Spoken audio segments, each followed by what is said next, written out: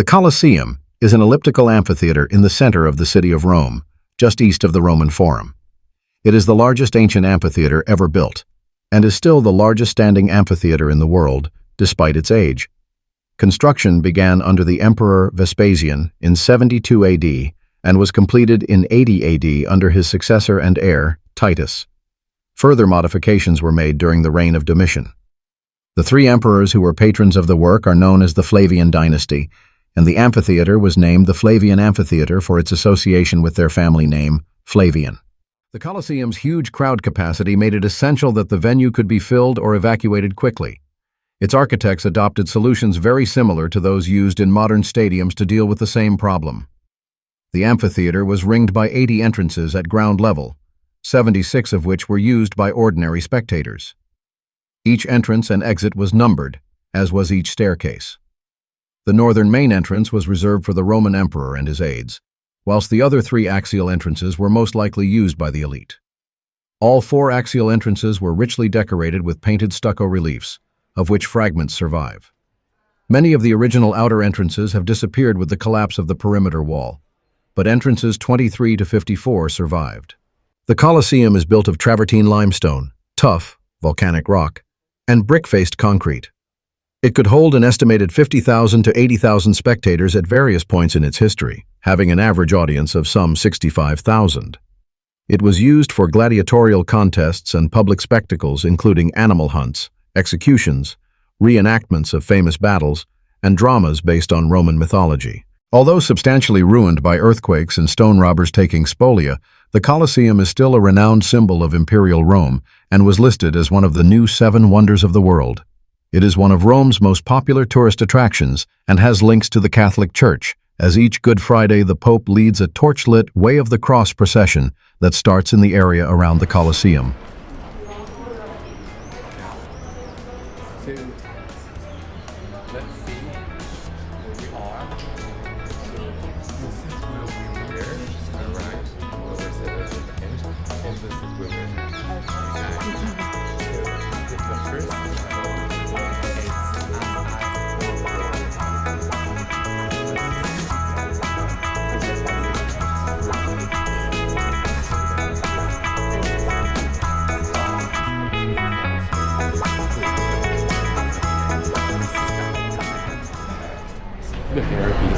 Senators, ambassadors, traders, and so lower class at the top.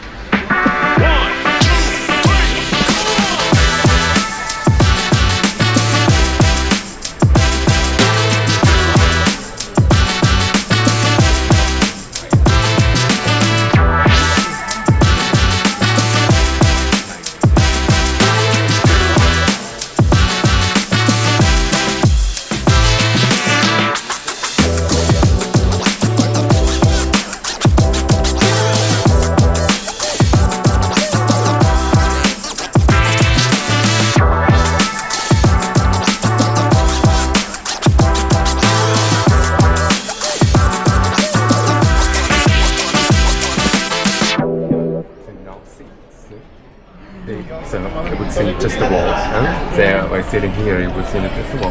Here, that's what like the staircase. It's the second floor. 3 more. So these structures here, where they're still, because that was supporting this slab with road seats. Right. Okay. So you will walk under the seats.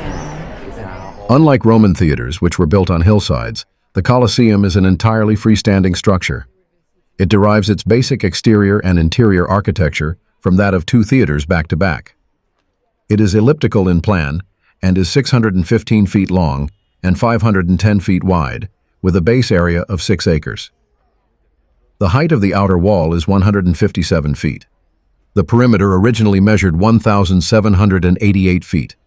The central arena is an ellipse 287 feet long and 180 feet wide, surrounded by a wall 15 feet high, above which rose tiers of seating.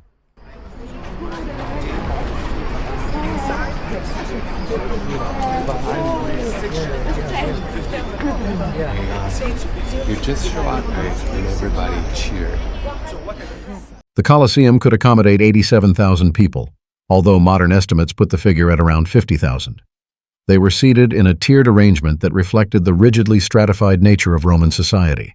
Special boxes were provided at the north and south ends, respectively, for the emperor and the Vestal virgins, providing the best views of the arena. Flanking them at the same level was a broad platform or podium for the senatorial class, who were allowed to bring their own chairs. The names of some 5th-century senators can still be seen carved into the stonework, presumably reserving areas for their use. The tier above the senators was occupied by the non-senatorial noble class or knights. The next level up was originally reserved for ordinary Roman citizens and was divided into 2 sections. The lower part was for wealthy citizens, while the upper part was for poor citizens. Specific sectors were provided for other social groups, for instance, boys with their tutors, soldiers on leave, foreign dignitaries, scribes, heralds, priests, and so on. Stone, and later marble seating, was provided for the citizens and nobles, who presumably would have brought their own cushions with them. Inscriptions identified the areas reserved for specific groups. Each tier was divided into sections by curved passages and low walls and was subdivided into wedges by the steps and aisles. Each row of seats was numbered, permitting each seat to be exactly designated by its number. Spectators were given tickets in the form of numbered pottery shards, which directed them to the appropriate section and row. They accessed their seats via passageways that opened into a tier of seats from below or behind.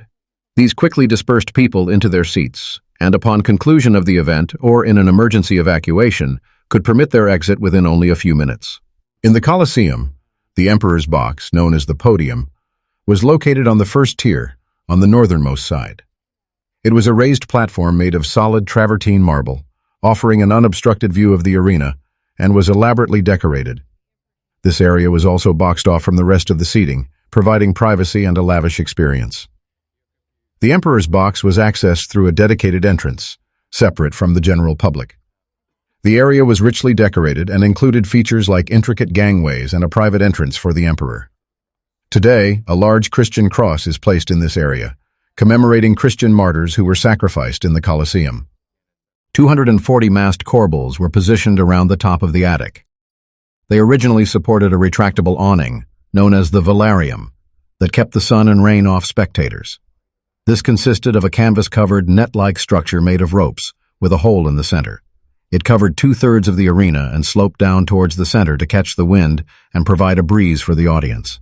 Sailors, specially enlisted from the Roman naval headquarters, were used to work the velarium.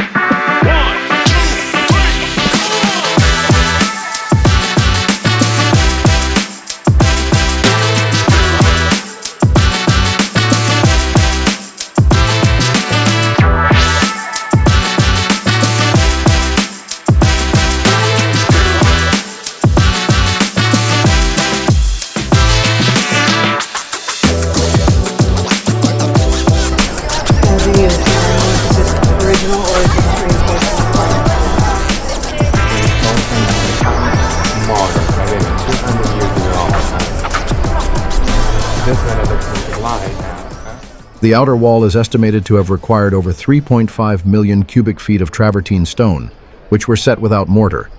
They were held together by 300 tons of iron clamps.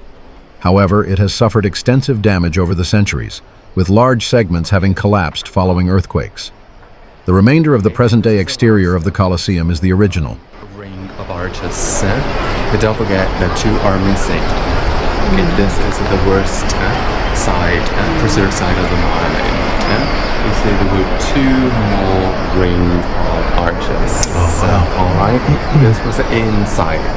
We lost the fence. And you see, so the foundations of the Colosseum, then look at the system, the sewer system. The old channels that you see to drain water. Alright, and so you get a view of the arch of Constantine.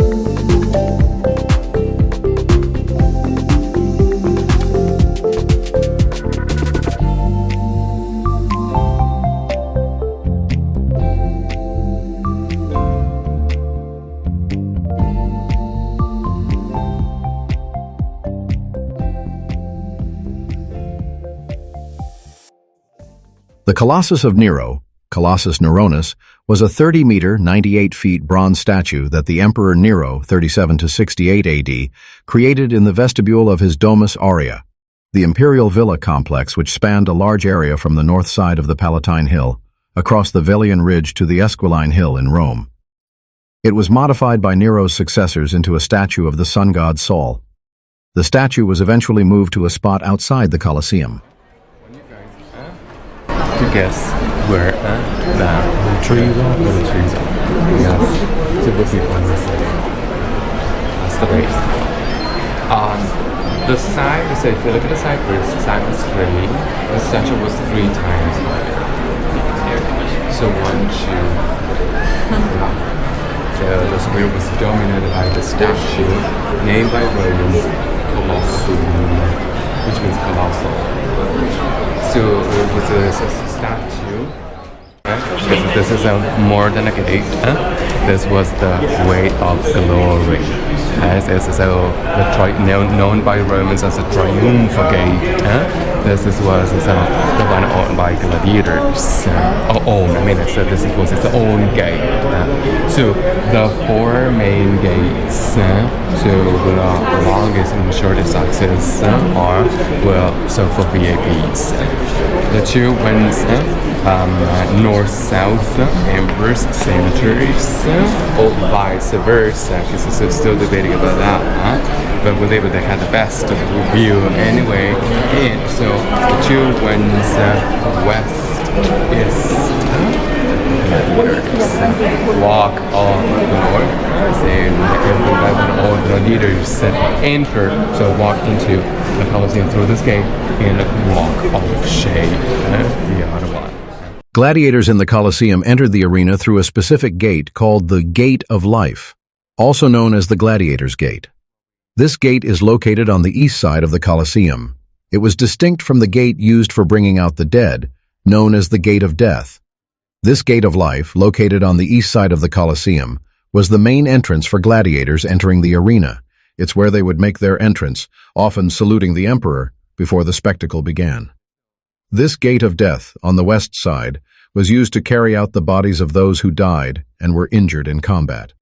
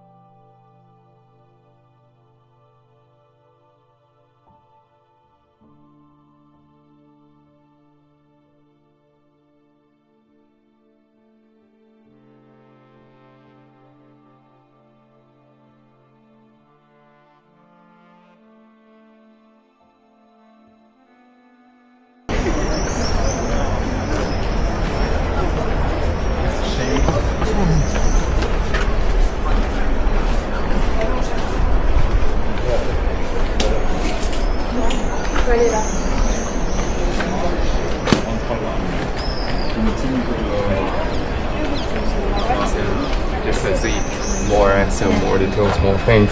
You may think that this is a cross, a Christian cross. It's actually what is left of a fountain, the public fountain. So that was for the conduits for the pump, and so there was water here, the fountain here. 70,000 people. All right, don't forget this. So there were restrooms, fountains, and vendors outside. They sold food, souvenirs, just like today. So they brought the food inside. We saw the pictures before. So they were having barbecues and lots. Not beer, yeah. They Colosseum in Italian. And so we say that the Catla lives here. Romeo, the cat of the Colosseum.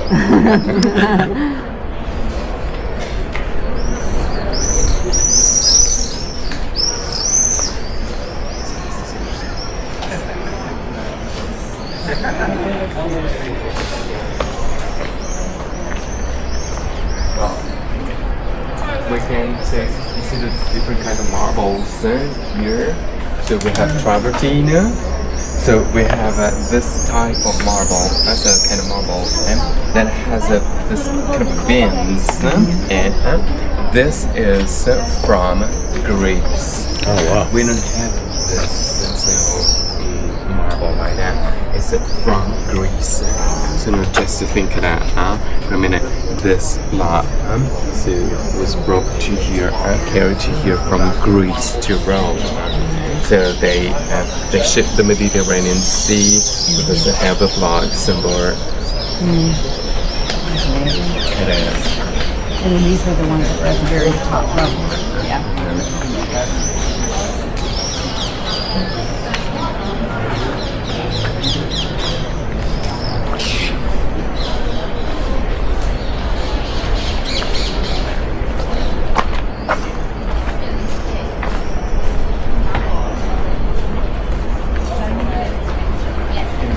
The Colosseum is one of the new 7 wonders of the world.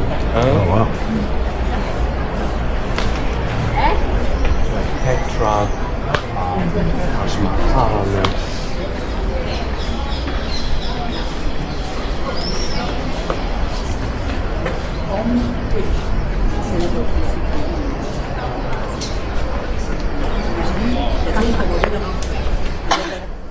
The arena itself was 272 feet by 157 feet. It comprised a wooden floor covered by sand, covering an elaborate underground structure called the hypogeum, literally meaning underground. Little now remains of the original arena floor, but the hypogeum is still clearly visible. It consisted of a 2-level subterranean network of tunnels and cages beneath the arena where gladiators and animals were held before contests began. 80 vertical shafts provided instant access to the arena for caged animals and scenery pieces concealed underneath. Larger hinged platforms, called hegmata, provided access for elephants and other animals. Scenery was used in the arena. The animal hunts that were held in the morning were a live-action hunt. The scenery was to give the appropriate setting to the animals, but also to hide the trapdoors from which the animals emerged. The hypogeum was connected by tunnels to a number of points outside the Colosseum. Animals and performers were brought through the tunnel from nearby stables, with the gladiators' barracks at the Ludus Magnus to the east also being connected by tunnels. Somebody can hand carve all this. Yeah, I mean, Somebody's worked on this personally. Exactly. Personally, so just so by hand, chisel, hammer, and chisel. You see, this is a leafy capital. Be sure to tune in to the next episode when Kelly and Alan's tour takes them from the Colosseum to the Forum and Palatine Hill. Here, their tour guide will take them to where imperial palaces once stood.